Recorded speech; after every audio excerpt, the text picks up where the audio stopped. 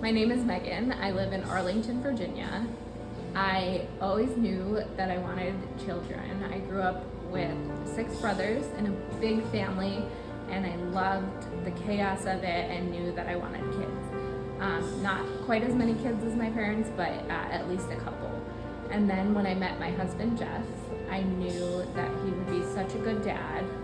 Jeff can always make me laugh, no matter what I'm going through or what mood I'm in.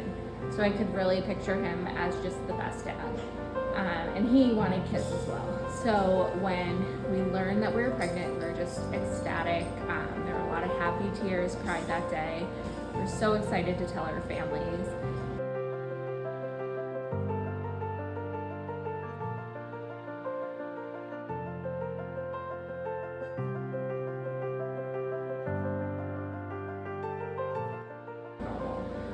But after seeing 2 high-risk doctors, we received the same prognosis at each. We were told by the doctors that the prognosis was very grim. There was hardly any amniotic fluid, and one doctor said that Leo had a less than 1% chance of survival. And then later in the appointment, she said, actually, it's more like a less than 0.5% chance of survival. And the only reason I don't say 0 is because I'm not God. She also told us that if he did make it to birth, which was unlikely, he would be likely unable to move his arms and his lungs would not work, so he would die shortly after birth. We were just shattered. We went out into the car and we just sobbed.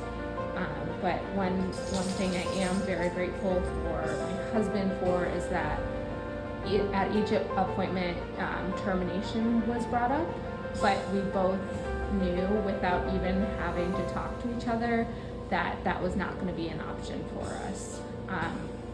We knew that it was our job to protect our baby, who we had named Leo at this point, and I felt very strongly that even if his life is shorter than most people's, it could still be meaningful.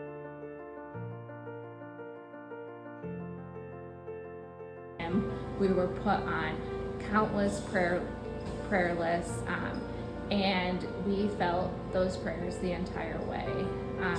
So as we moved forward, at each appointment, Leo would surprise me and the doctors by having a very strong heartbeat and by growing each time. And by the time we got in the 28 weeks, I kind of just knew that he was gonna make it. God had really given me a lot of peace and faith at that point, that if he had made it that far, I knew that it was gonna be okay. I just had this overwhelming feeling of peace. But we did have some complications, even more complications.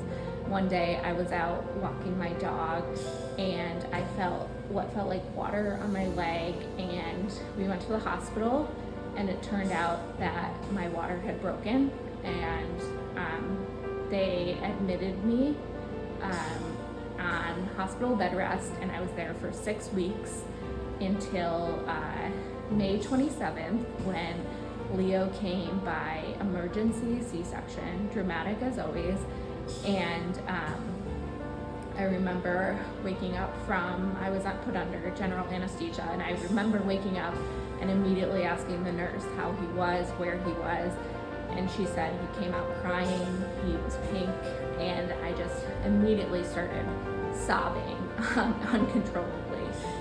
And Leo spent 8 weeks in the NICU. He was on a ventilator his first 2 weeks of his life, but the prayers kept coming, and he really thrived. He's such a little fighter, and he's home with us now. And I've also heard from so many people that Leo's story has deepened their faith, and I hope that also, other women maybe with this diagnosis or a similar diagnosis can hear my story and have a little bit of hope.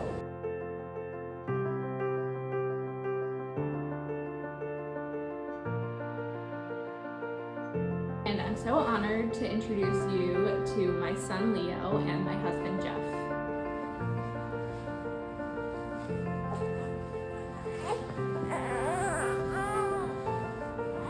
And this is our little miracle, Mr. Leo, and we are just beyond blessed to have him in our lives.